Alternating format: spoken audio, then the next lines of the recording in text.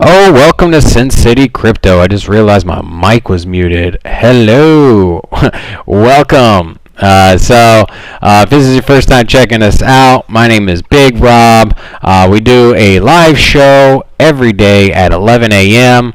McCarthy, how are you doing? Hola! Welcome to the chat. If you haven't watched the show before, we do a live stream at 11 a.m. every day. Or not every day, excuse me. We do a live stream on Monday through Friday at 11 a.m. and it's a good time there. I have a co-host. His name's David. DFib, what's up, my dude? We have co-host David. He's not here. This is something that we're just trying out. We're just testing the waters. So right now we're just feeling it out, seeing if this thing is something we can do in the future.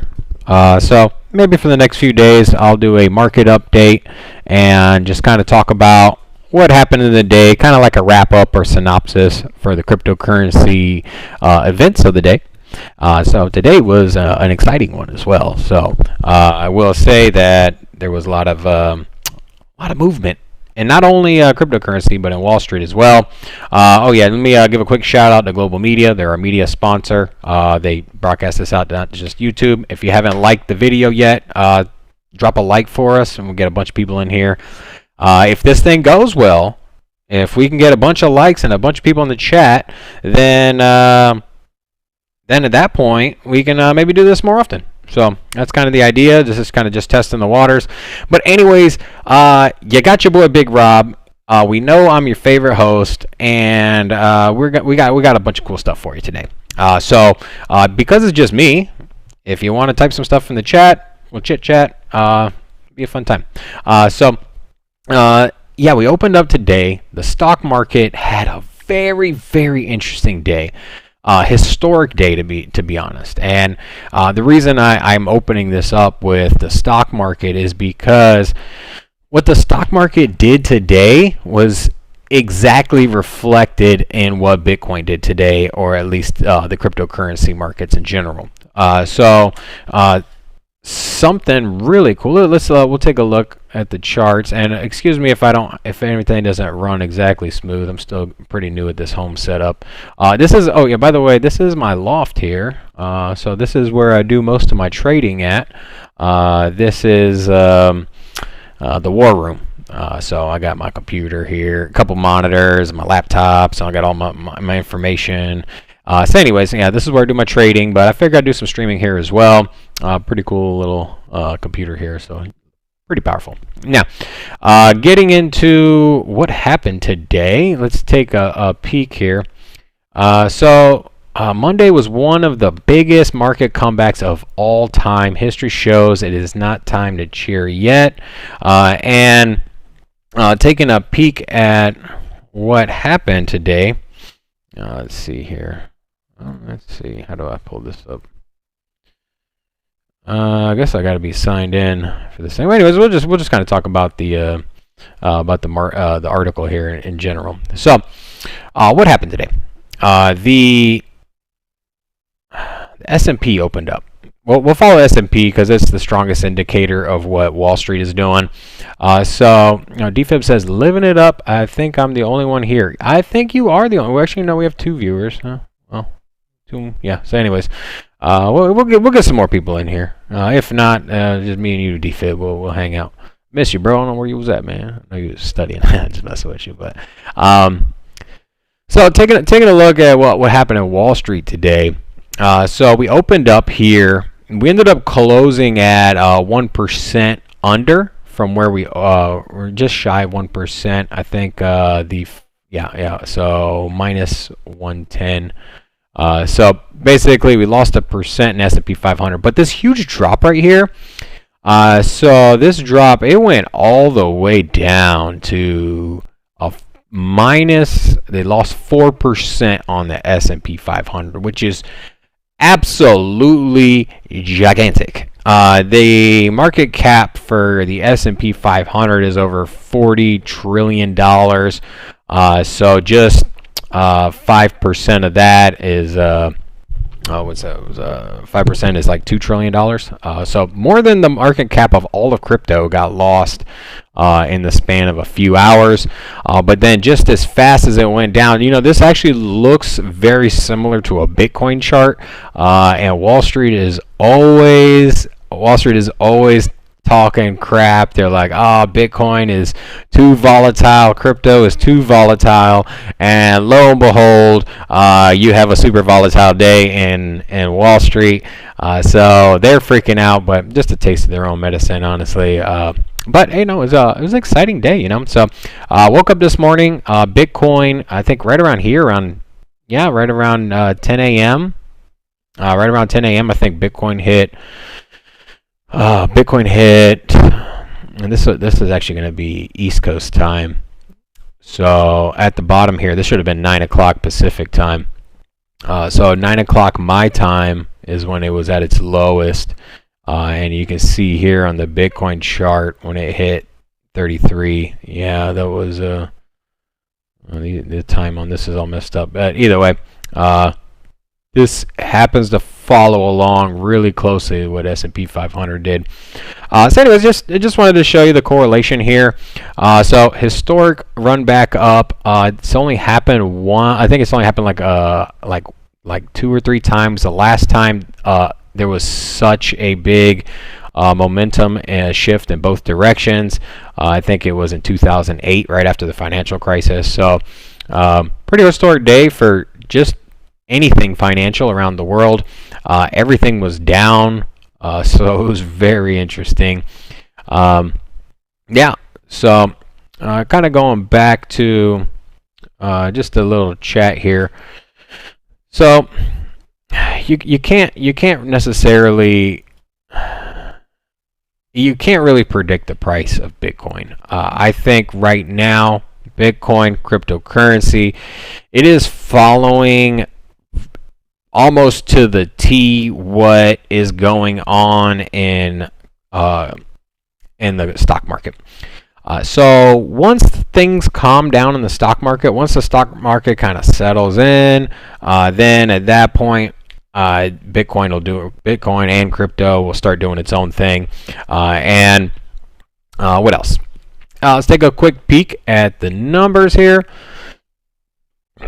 So right now we're sitting at $36,000 Bitcoin, so not too bad. Let's take a look at the chart once again. So this is what it looked like today. Opened up at 35,000. We had the dump down to 33. I think it went as low as 32 on certain exchanges, even though here it says 33.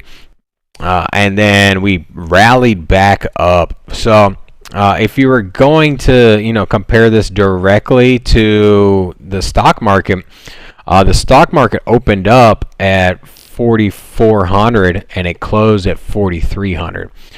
So even though crypto was following the stock market still closed at a loss for the day, and so they didn't, it was still a loss. It was still a rough day. They still lost a full percent on the S&P 500. But if you take a look at Bitcoin, it actually closed, or Bitcoin, I don't want to say closed, but Bitcoin at the moment is trading higher than it did at the beginning of the day, which is, it just goes to show you, crypto does follow. Stereo 2, what's up, bro? We're so Stereo 2, just a heads up, we're trying out this this live stream in the afternoon. We're just putting out the feelers, see if this is something you guys like. If we get enough viewers and likes in here and people in here, maybe a couple of subscribers, maybe we'll expand on it and do it a little bit more. It's not going to be as long as the live shows during the morning, but just more or less a synopsis of what happened for the day. And just kind of feeling it out, seeing what the vibes are. So yeah, let's get into it. So back to the market. So Bitcoin's looking good today. We'll take a quick peek at what other coins and projects are moving. Ethereum was down to $2,100 today. So looking good back at 2,400. Still far from the 3,000 and even 4,000 that it was at before. But Ethereum is a great buy right now. Not financial advice, by the way. I forgot to drop that disclaimer. I'm not a financial advisor, but you can use this as research. You can value my opinion and do your own decisions. But so Ethereum, $2,400. This is a steal right now. For most of the year, it was trading at about $1,200, between $1,200 and $1,600. And so if you take a look at the yearly chart, yeah, so down here was under 2,000 for all the way to March, and then it dipped back under 2,000 again. So there was a lot of people that were talking about not being able to pick up Ethereum under $2,000. And if you look here, the majority of the year it was over $2,000. So we're right there on that cusp. I do think so the Feds are supposed to be meeting this week. Supposedly they're meeting today. Today, obviously they're not now, but they're meeting today, tomorrow, Wednesday. So we're supposed to hear something back tomorrow or Wednesday in regards to the interest hikes. That's kind of the rumor around. They don't have like an agenda. They're not going to come out and be like, okay, we have to make a decision. So it's just kind of the rumor mill. They're having their meeting. They're discussing interest rates, the balance sheet, things like that. So there's anticipation, which is a lot of this volatility in the stock market has been in anticipation for the announcement of the first round of rate hikes. So we'll take a quick peek here at the market. 1 second.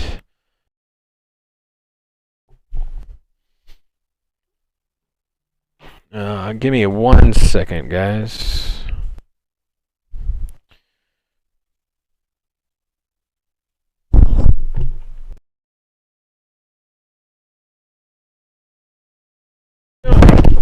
I just finished my meals. Okay, I'm worried about you. No, I just finished my meals. My sister just walked out.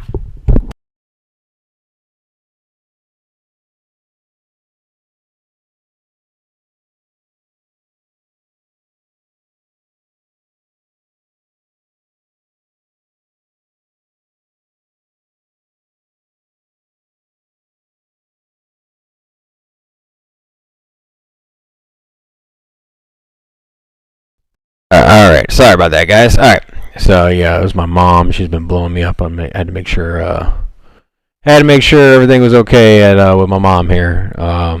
Anyways, so back at it. Welcome to the chat here. If you're new, real quick, we have what else is going on? So BNB has been sitting around $350. Still a steal here. Cardano floating around $1. XRP at 60 cents, and Solana at $90. I don't see a big rebound for Solana. The network went down again today. Actually, I think it was yesterday. So yesterday, Solana went down yet again. Yeah, it's been a rough one. So anyways, let's take a look. We talk about Cardano all the time being very efficient and not having any issues. But one issue they have been running into now that they have the smart contracts, the DEX running, the NFT websites going, they have run into some congestion. We'll probably talk about this again tomorrow, but the Cardano NFT marketplace JPEG store, so they have a place called JPEG store. They also have an NFT marketplace called CNFT for Cardano NFT. That's also one of their big dApps. So this one apparently congested the network. Congestion was over 85% today, and then with very long transaction times. But here it goes to say that Cardano hit all-time record high of 92.8% congestion this morning due to the high volume of transactions. And then they had a 5-minute congestion measurement. So it sounds like they had about 5 minutes of time that you had to wait. So when you kind of like when you use Ethereum, you set your transaction, and then it takes about 5 minutes for it to transact or finish. It sounds like it's kind of the same deal here. There is another protocol upgrade coming for Cardano in the future. He said Stare, you still got your transactions pending on SundaeSwap? Jesus. You might want to cancel those at this point.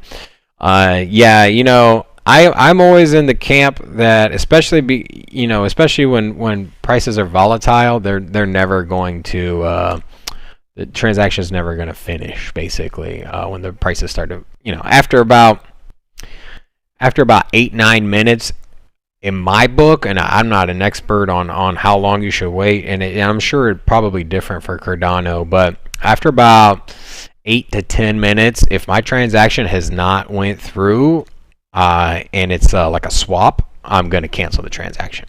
Now on Ethereum, the cost of that can be a little cumbersome, but I'm not sure how it works on Cardano. But the fees there, gas fees on Cardano, are usually less than $2, so it shouldn't be too big, and it should be a lot cheaper than that too. I know the $2 is for sending it from one place to the other. I'm sure SundaeSwap probably makes it a little bit more efficient, so I'd imagine you probably got pennies for a swap. So Nami and CCV wallets, or CC Vault wallets, and those are supported. Cardano offering mentoring. Anyways, so nothing else there to focus on. Now, so what I was saying is that Cardano has the Hydra rollout coming sometime this year, and so this is the scaling solution for Cardano. They wherever their TPS is, I think it's in the thousands at the moment, so they claim. I don't know if Ethereum is at 20 transactions per second and Cardano's at 1,000. I'm surprised they're having congestion this high. So maybe that 1,000 TPS isn't true for using it on dApps like an exchange, or maybe executing smart contracts. Maybe sometimes you have TPS for just sending basic transactions, then you have your TPS for smart contracts. So sometimes the smart contracts ones take a lot more of the chain. I don't know. I don't know the tech behind Cardano, so I'm not sure. So don't fact check me on that. I'm just an assumption. But just know that when Hydra does come out, there's been no official release date on that one. But sometime this year, scaling, I've seen numbers as high as 200,000 transactions per second. And I think they're going to be taking advantage of sharding and other things. That's what gives Solana speed and other blockchains as well. Now, taking a look at some other articles here. Ethereum scraps ETH 2.0 in roadmap rebrand. So we've heard over and over this narrative: ETH 2.0, Ethereum is going to go to proof of stake, and so they just dubbed it as 2.0. Vitalik Buterin has even said himself 2.0 before. So apparently that wasn't vibing. That wasn't vibing, I guess. So Ethereum Foundation has retired the terms 1.0 and 2.0, and instead they're going to be referring to this as Ethereum's execution layer and consensus layer. Now, I don't know which order that would be, but if I had to take a guess, I would say the execution layer. That sounds like proof of work. because they're executing, and the consensus, and because you have the consensus protocol, which is generally associated with proof of stake. So consensus layer should be and I don't know if they go into it here, but I would assume consensus layer is going to be the proof of stake consensus, and I'm probably wrong here. I'll probably look like a dummy. Let's see. The rebranding effort is to avoid confusion over terminology and to thwart scammers attempting to exploit such misunderstanding. So I guess there were some scammers that were trying to take advantage of this going forward, and blah, blah, blah. So going forward to be known as this.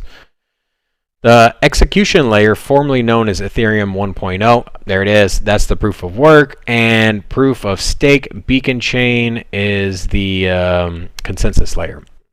So collectively, they're going to be known as Ethereum. I was watching. Yeah, Russell, what's up, my dude? Hey, welcome. So today, we're you know what we're doing. We're just to get you caught up to speed. We're testing out the night stream. This is basically a market recap. This is just a synopsis of kind of what happened in the day, just to give you a rundown of maybe some big price movements or maybe some breaking news.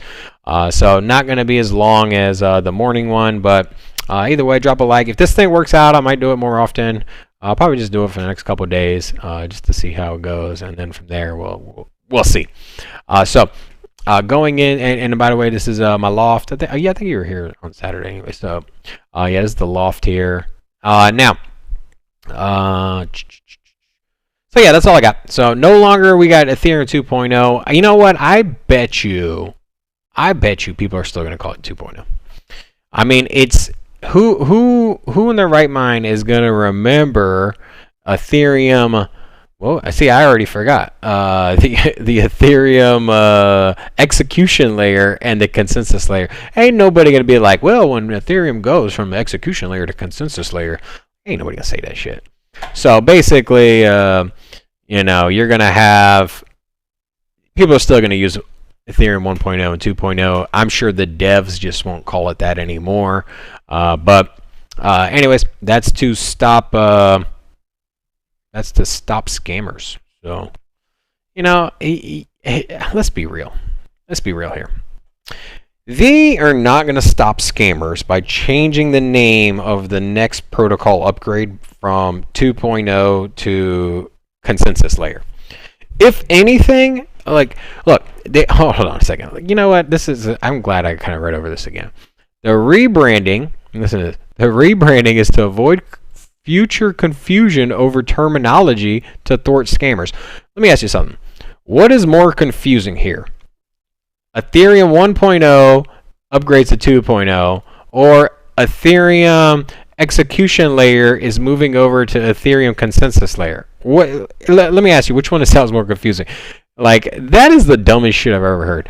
Now, if they're trying to not confuse people, how about you don't change the name of your upgrade a few months before it goes live?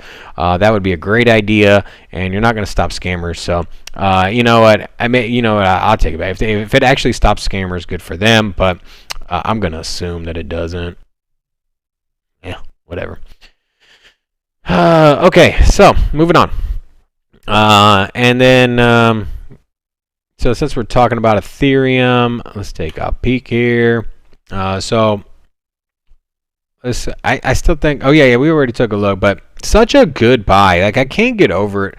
I had a friend that wanted to get into crypto earlier this year, and he was like, man, these prices are high. And I was like, hey man, there might be a huge market pullback. The market is pretty overinflated.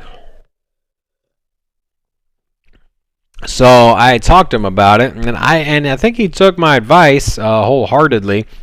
And so he didn't. I guess he didn't invest, because he messaged me today, and he was like, "Hey!" Oh, he's like, "What should I buy? I'm gonna buy some stuff." So I'm like, "There you go. You got the right idea. You're gonna enter the market. Now is the best time to enter the market." So, anyways, I asked him.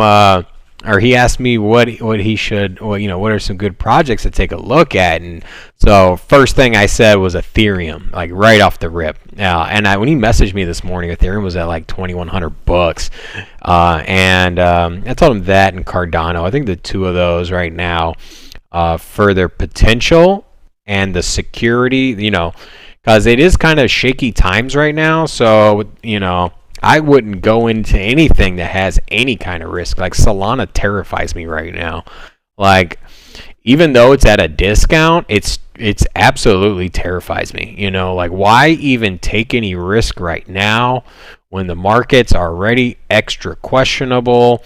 And like, I want no parts of that, man. What if it gets worse? And, it's not going to bounce back, especially in a bear market. So, these super strong projects, Ethereum, Binance, and Cardano, I think are all great buys. If you're in the XRP thing, it's super discounted too. So, I mean, that's a great buy. Still a touch too risky for me at this moment, even though I'm really big into really big into XRP. I think that XRP has the potential to just absolutely explode and crush it and hit a home run. I don't know if I feel comfortable going into that project right now. Let's not kid ourselves. When you look at this chart, like, what does this tell you? This right here, this little up and down that we've had, the run up, the bull market run up, and then the pullback looks very similar to this. Does it not? You started here, you had the run up, and then it bottomed out. And then what did it do here?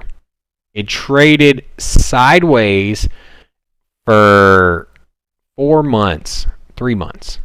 And all the while, as it was trading sideways, it was losing money.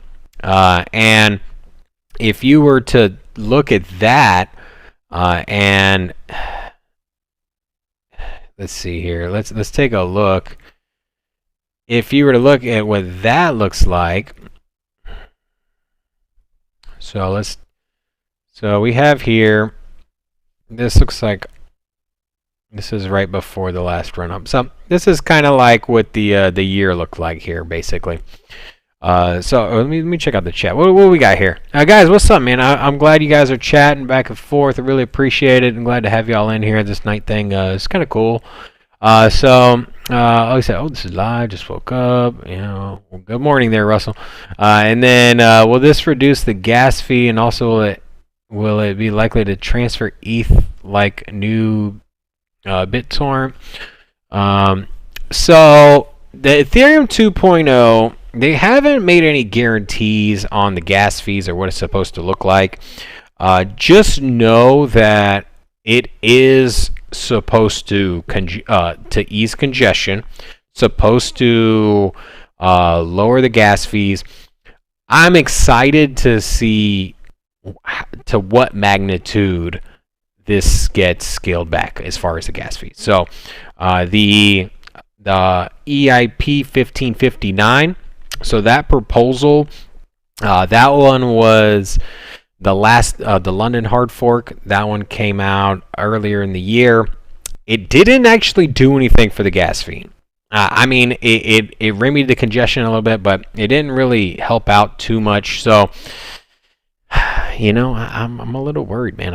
I have a feeling the gas fees will be more manageable, but I don't necessarily know if they're gonna be like cheap. I don't see Ethereum being that transaction fee. I don't see Ethereum's transaction fee dropping all the way down to, like, say, under $1. I think you're always going to pay a premium to trade on Ethereum. I do hope I'm wrong. If you think about the reason you have gas fees on Ethereum is because the miners are they're at odds, or they're taking the highest bid, basically. So 20 transactions per second. That's why you set a gas fee. Gas fee is just like me one-upping somebody else. That's really all it is. So if you have 20 people, you get 20 transactions per second. If you have 20 people and they're all proposing I'll pay $10 in gas fee, if one person comes in and says I'll pay $11 in gas fee, then one person's out and that person automatically gets their transaction done. So that's how it kind of comes about. Now, when they change the proof of stake, it's not it's not like that anymore. So now you have a consensus node that is validating the network, and so with that, it's hopefully it's you won't get any gas fee or anything like substantial. Maybe it's just $1. That's what I'm hoping for, but who knows? Now, so yeah, let me get back into this chat here. So. Thank you for the deep dive video on Near. Yeah, how do you guys like the deep dives? We've been putting in a lot more work on them. We really want to bring the value. We don't want to like just turn on the camera and just speak. So we've been doing a lot of post editing, trying to keep it entertaining, have some visual cues to go along with the video. So that's been pretty. We've been pretty happy with what the product looks like. And then Russell says, he said it will take a month. Okay, so Coin DCX is not up for trading. CoinDex. Garrett, what's up, my dude? Welcome to the stream, man. Anyways, what I was saying with the Bitcoin chart here is this looks very similar to this. And so I would anticipate, no matter like, in my opinion, we're gonna consolidate some more. I mean, it could very well bounce back up, but I think we're gonna do one of these before we have a movement. But how long do we do this trading sideways and consolidating? I don't know, man. It could be a year, it could be a month, but definitely I don't think we're gonna just rebound and go shoot straight up to the moon. I was hoping for that. When I had referenced that we were going to have a big month of January, I thought we were going to do something like this. So if you look at the chart here, we had a small dip, we shot back up, we had a dip, and then I thought we were going to shoot back up. So, but unfortunately, the financial global markets kind of did its poo-poo. So now. Well, oh yeah, so what I was going to say is just be prepared, because if we take a look at this year and we go back to 2017, so here was the big run up from 2017, and then followed by the crash. So here, so right here you had the 2018. So you had the run up. And then, you hit all-time highs at 20,000. This is when Bitcoin hit $20,000. 8:45 in the morning. What's up? All right. So, and then it just kept losing momentum. So here you went from 20,000, you dipped all the way down to 7, you came back up to 11, then you had lower lows, lower 7, 6,000. Then the highs were lower as well. And then it happened. It just traded for so long. Like, this is 2017. This is a full year. And then it didn't come back till and then you had 2018, where you had a little psych out in the market, but you still were sitting around 7,000. And so under $10,000 Bitcoin for all the way up till 2020. Look at that. So that's how long it took. So from 2017 until till halfway through 2020. So that was all bear market. Now, I think we're in a different era. I don't think this cycles will last as long. I think there's too much innovation in cryptocurrency. The space has changed dramatically. In 2017, a lot of crypto was very speculative. It was, Ethereum was gonna have smart contracts. XRP was gonna work with the banks, but nothing really came to fruition yet. So now we can see people are using money. People are taking out loans. People are staking their crypto. In the past, it was buy and then just try to make some money and sell. So now people are actually holding it and actually using it for what it was designed for. So I think the times are different. But with that said, you cannot ignore the past. You have to recognize history. So it is very possible that we go into a prolonged bear market. We could be in this for a year. And once again, you can't ignore what Wall Street does. It is essentially what'll drive, it'll steer this boat. So if the stock market crashes, if we go through a recession, it's going to steer crypto in that direction. If it roars back, it's going to steer it in this direction. But once it makes up its mind, then crypto will adjust accordingly. So let's take a look now. The next article I have here.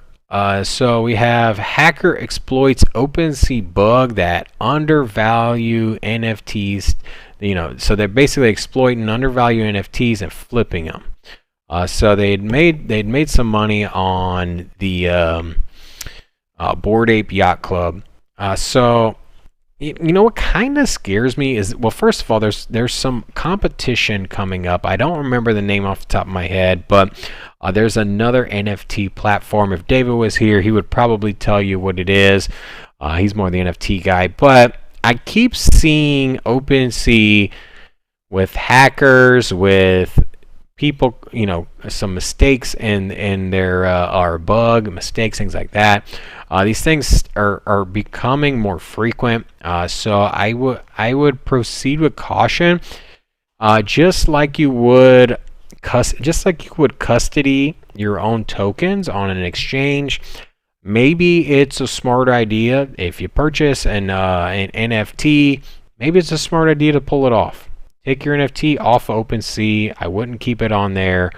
I know it's still like as part of, I know you got to log on with your MetaMask wallet, but maybe disconnect it. I'm not sure, but you should at least leave yourself the least amount of open avenues for access when it comes to your goods, whether it's crypto, whether it's NFTs.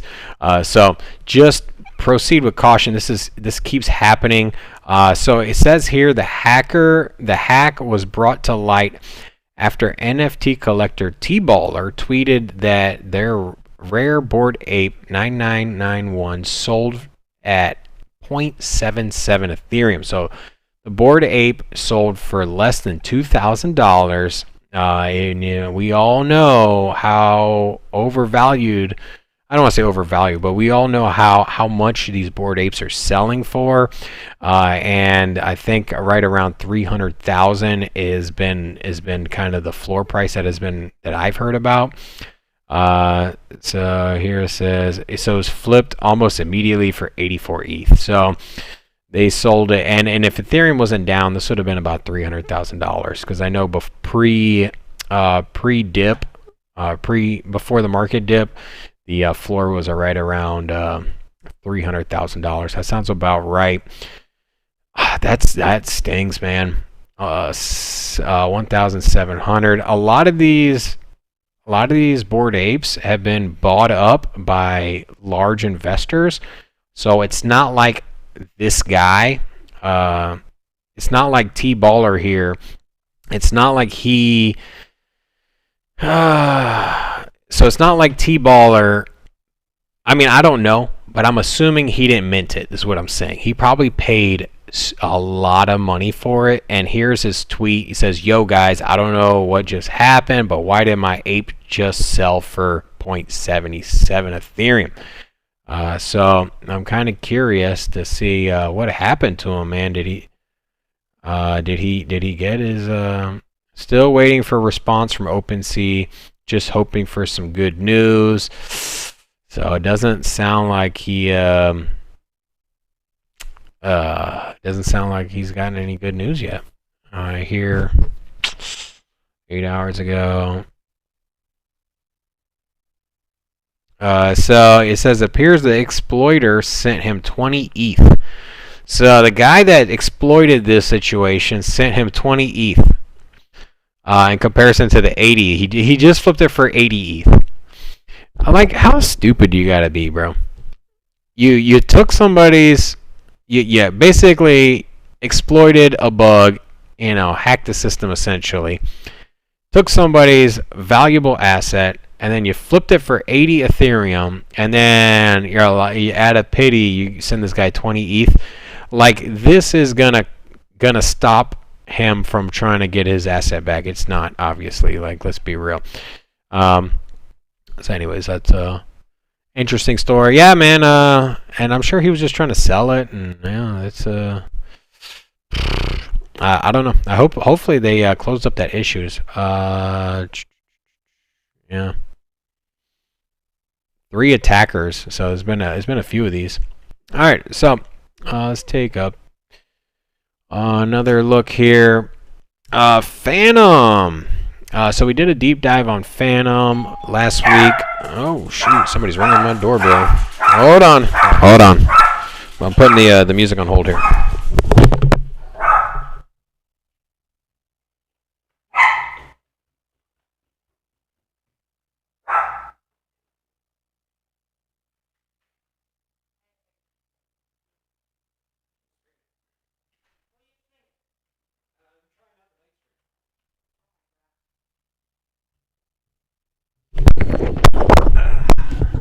All right, sorry about that, guys.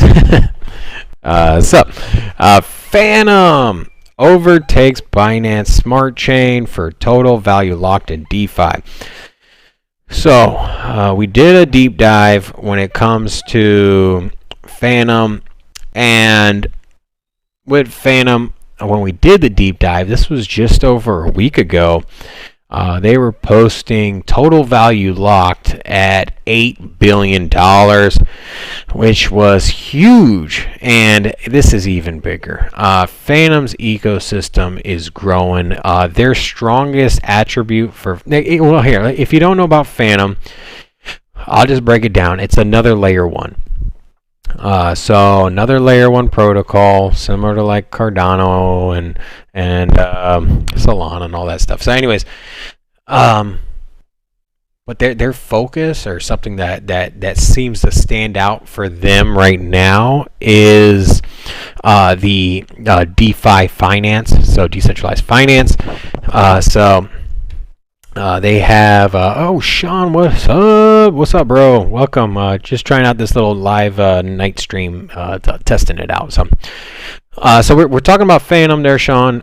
So with Phantom, yeah, they're huge in the DeFi space. So they have Curve Finance, Yearn Finance, Cream Finance. They have the Spooky Swap. And they have a ton of swaps as well. So with that, they're killing it. And then let's see here. Well, let's see if they go. Yeah. Oh yeah. So I don't see anything too much to follow up on this. So their project is being led by a gentleman called Andre Cronje. So if you're not familiar with this guy, he started Yearn Finance, and his a lot of what he's integrated into Phantom, and he was originally one of the developers, or like one of the original. He wasn't a developer, but he was one on the original team for Phantom, and then he kind of fell back as like just a consultant. And then he took more of a leadership role as of lately. There is a project, so there's a new token that he's getting behind, that he's launching. And, here it is. This is probably why they got so much total value locked. So there's an automated market maker built on Phantom recently by Andre Cronje. So another project by this guy, and by Danielle Sestigali, called Solid Swap. So guys, You need to pay attention to this. This is gonna be a game changer. So this is a lot of anticipation for this. We haven't talked about it yet. He was supposed to announce this project this week, and this is it right here. I apologize for not pulling it up sooner, but it probably just went live a couple of days ago. So this is Andre Cronje's newest project, the founder of Yearn Finance, well-respected DeFi Dalai Lama, basically. So he has the new project, SolidSwap. SolidSwap will enforce tokenomics model called VE 3.3. It's a native token that will be called ROC. SolidSwap will exchange protocols rather than for individuals. Okay, so it's an exchange for protocols instead of an individual swap. So what does that mean? It's more of a bridge. It's probably a DEX bridge that lets certain apps use different. So basically, instead of me going in and swapping with one token for another, you'll probably see some backdoor integrations from one chain to the other. And anyways, it seems like this token is called ROC, R-O-C-K. Let's take a peek. This is breaking news, guys. That's Moonrock. Let's see. Solid Swap. Hey, Sivan, what's up, my dude? Sivan, we're doing a little night stream. We're testing this out. If you guys like it, I might do more of them. We're just trying to see if we can gain any traction. I'll be honest with you guys here. Let me take a break from the charts real quick. So, I'm gonna be honest with you guys. We haven't gotten a lot of traction on the live streams. They're great. They're a lot of fun. They're really engaging. We're just hoping for more growth at the stage that we're at. And so, with that said, and we've been in a market downturn, so the YouTube analytics tend to follow cryptocurrency. So when crypto's down, YouTube tends to go down too. But anyways, or at least viewership does. So we're just trying some other stuff out. We're trying out the night stream. We're trying to see if we can reel in a couple new viewers, some new subscribers, maybe grow the community. Maybe there's some people that are working during the daytime that want to check out some crypto stuff. So yeah, and then you know what? I'm in the comfort of my own home, so it's not too bad. And what's funny is I said this was gonna be a shorter stream, and I'm already 50 minutes in, so it's I don't know if it's exactly any shorter, but so yeah, I'm not seeing anything on this. What was it called? SolidSwap. Let's type this in. Let's do some research, guys. Let's find out what this SolidSwap, and then I'm going to put Phantom. Let's see what pops up. Okay, so SolidSwap looks like they did an airdrop. Yeah, so no details yet, but I bet you anything you're gonna see more this name pop up again. Simon, I'm doing great, man. How you doing, bro? So anyways, something to keep an eye out for. Something I have on my radar for sure.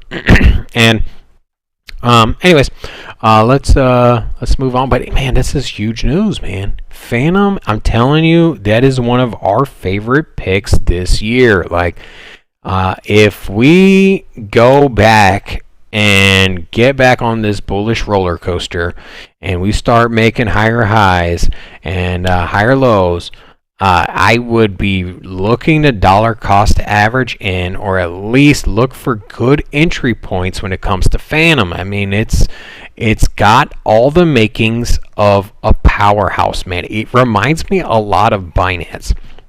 I know Binance is an exchange, and that's how they did it. They got an exchange, and they basically just forked Ethereum and whatever. Anyways, I get that. But Binance Smart Chain is more focused on finance. They're more focused on basically bridges and tokens and basically making letting people exchange for cheaper, making a protocol that lets you spend money. So it lets you feed your money or your tokens into one sector and then move it around. without a lot of fees. That's why people went there. People were tired of paying the gas fees, and they wanted to transact on the Binance Smart Chain, and they wanted to do it at a cheaper price. And that's why people went over there, and they did it so well. So Phantom has a lot of those vibes, bro. I'm telling you, it has a lot of those vibes. It's a lot of, don't kid yourself. Like, all these smart contracts are cool. NFTs are cool. They're fun. But where's the money at? The money is with the money. And so if you have a platform that is all about DeFi finance, decentralized finance, that they do DeFi the best here, if that's what they're doing good, you need to pay attention to it. It doesn't really matter if you can scale up and do a fucking million transactions per second. If you have the platforms that are exchanging cash, you have the platforms that are exchanging tokens, and you have fucking $11 billion in value locked. Let me say that again, $11 billion. Okay, let's take a look. $11 billion in total value locked would put, if it was all in the token, that would put you at top 15. Just think about how much money that is. And where is Phantom? It's down here. So think about how much money is locked up into Phantom, and its token itself is only at $5 billion. So I'm telling you, man. I'm telling you, bro. I'm telling you to take a look. If you don't believe me, take a look. Look, number 15, UST, sitting at $11 billion. And where's Phantom? Down at number 26 on the market cap list at $5 billion. See? And so, now don't confuse total value locked with market cap, because you're putting different pairs on there, and you're basically locking up money and for return and tokens and airdrops. So a little different, but just know that there are assets as far as tokens and money that is locked up in the Phantom ecosystem is over 2 times the amount of money in market cap for the token itself. So really, really, really bullish, bro. I'm telling you.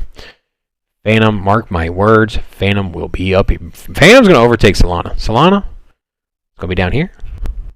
And number like 17. And then Phantom is going to move up to like number 12. It's going to happen this year. I'm telling you. Yeah, so Phantom at number 12, I put it at 15. That's a 3x. Oh, yeah. I could easily see a 3x. Okay. Anyways, I got one more article, and this is pretty big. Russell, we'll get you there. We're a strong community. Thank you for your support, my bro. Appreciate you watching here at night. It's much love, man. Much appreciated. So, if you have issues with the SEC, it's just normal business practice. If you're a restaurant and you keep failing the health department, what do? You get somebody that used to work for the health department, and you bring them in. And if you're a crypto exchange and you have issues getting things done because of regulations by the SEC, and hire a former SEC person, bring them in, and that's the then you got to end.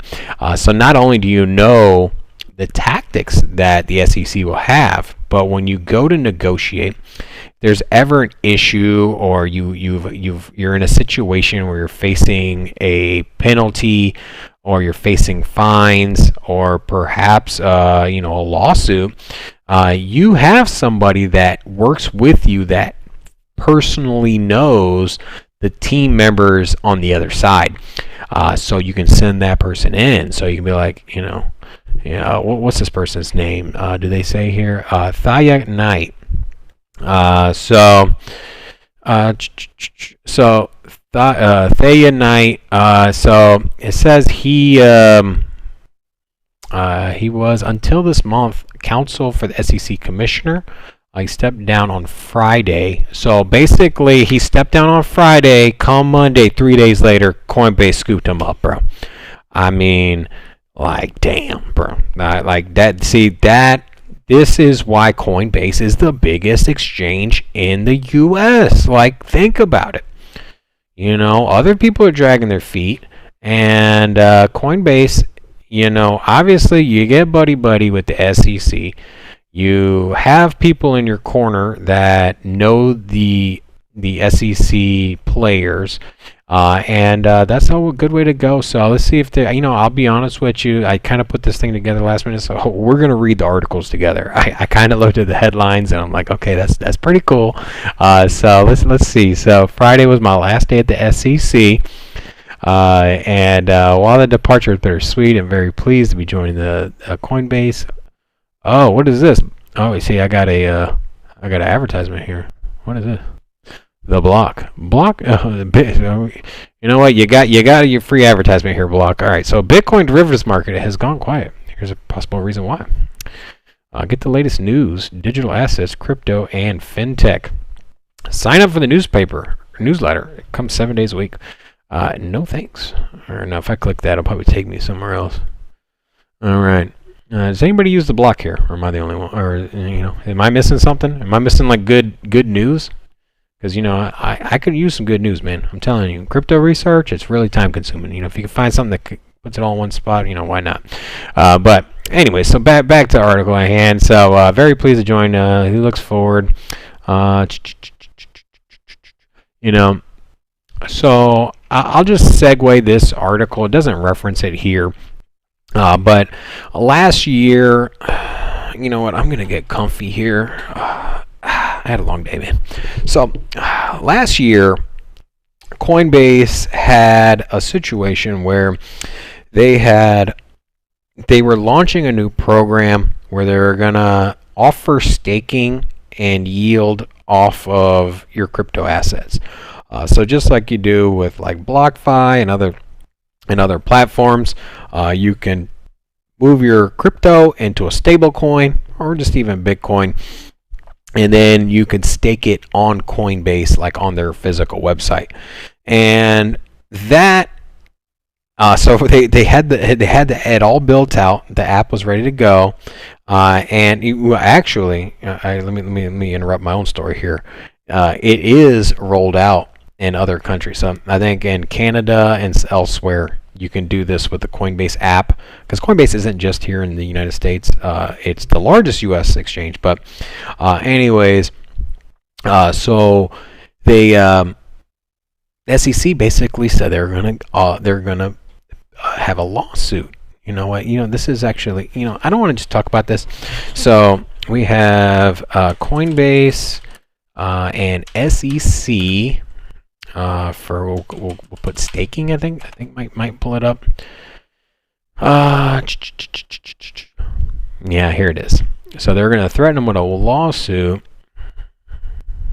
and so here, once again, I got all kinds of advertisements here. Yeah. So U.S. regulators efficiently snubbed out the plan for 4% interest for lending out their cryptocurrency. And so the SEC, and when was this? This was in October. So the SEC basically didn't give them any reason. They just said they're going to file a lawsuit. And so the founder of Coinbase went on this big tirade. He was all pissed off. And what's his name? What's the name of the guy? Is it Brad something? No, it's not Brad. Anyways, it was this big Twitter feed. He was pissed. He was fuming. So the CEO and founder of Coinbase was on Twitter, and he was just unleashing on the SEC. He's like, we play by the rules. There is no reason that you should be denying, or there's no reason you should be threatening us with lawsuits when we've done nothing wrong, and you haven't laid out any roadmap for implementing something like this. They just basically say, you do it, we're going to sue you, and gives no basis or no reason behind it. So I'm glad, you know what, Coinbase, they brought an SEC counsel on their side, so you know what, they're loading up on ammunition. And then I'm going to start wrapping this thing up here. We're at the hour mark, but If there was any projects you want me to take a look at, let me know. Russell, what we got here? He said they were going to set up shop in India, and I don't think that happened because of the government there. Brian Armstrong, that's right. Yeah, so Brian Armstrong's freaking. I got a book written by him. There's a really good book. I got all my books here. I got so many books, I don't even know where it is. But Brian Armstrong wrote a book on the success of, basically like the road to getting. There it is. Let me grab this for you. It's a really good book here.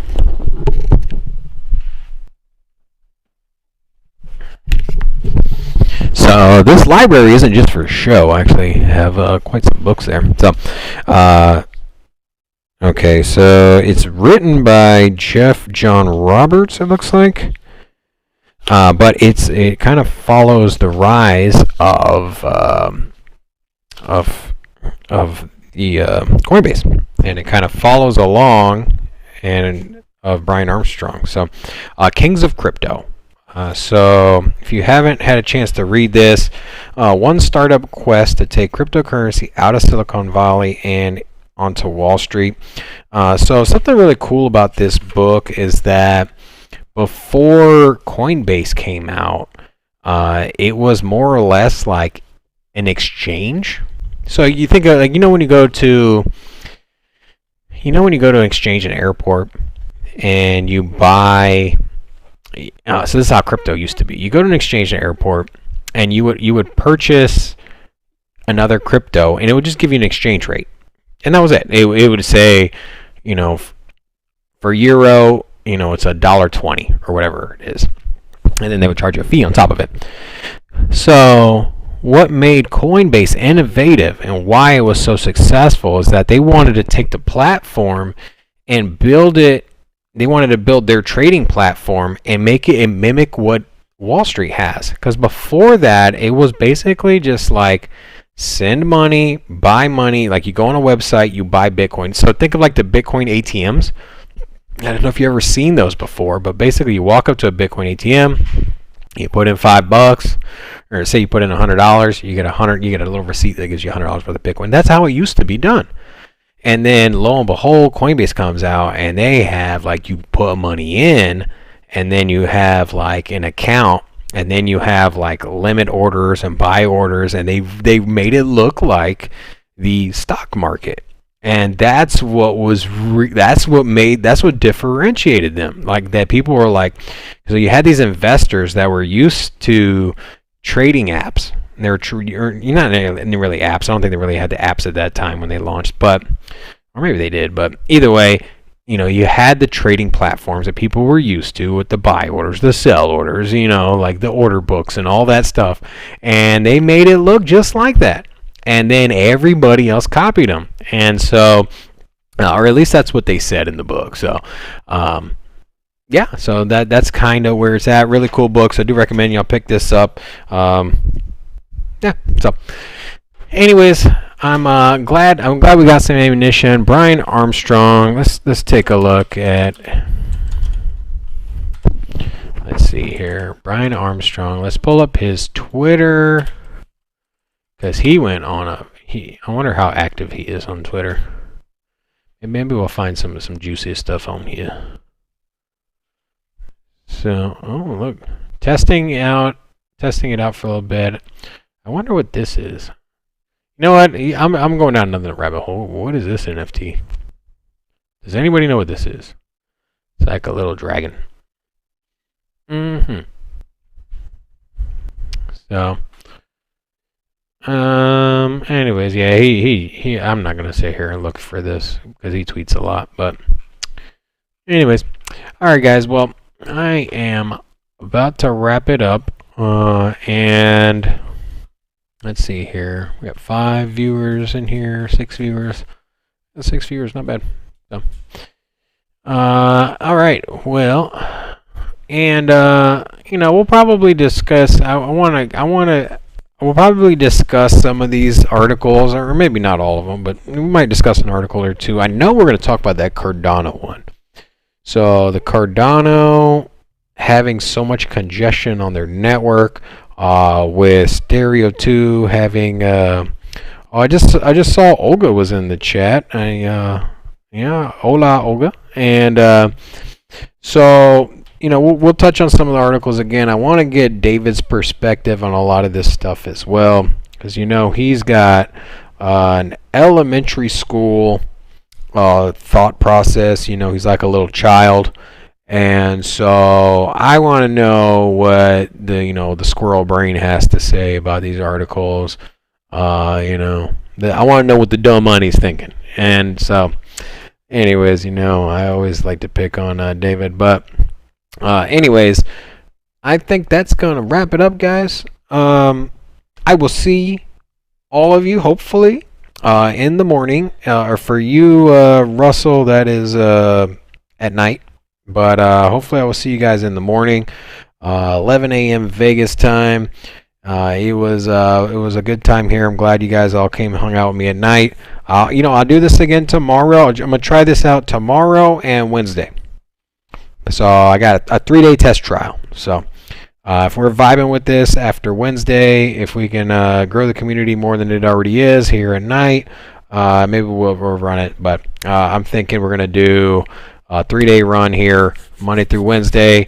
And see, Sivan's laughing, bro. He must agree with me. We know David. He's the dumb money, and so we gotta get the perspective. We gotta get the perspective from the dumb money when we talk about articles. We can't just only have the intelligent, savvy investor. Gotta get both sides of the fence. So. Anyways, once again, thank you guys for checking in with us, and then I will see you tomorrow morning, and I will see you tomorrow night, and then we'll see how this goes for the next 3 days. I know I've said the same thing like 7 times, so sorry for being repetitive, but yeah, that's all I got. I don't have any like outro music. I can't like dance when it comes in. I haven't exactly set it up, but oh yeah, you guys want to see my setup, man? Check this out. So this is this is my mixer here. I haven't even set it up yet. There's my PC, man. That's where I do my gaming. And then yeah, so anyways, guys, well, it was a pleasure. It was an honor. I'll see y'all tomorrow. Peace.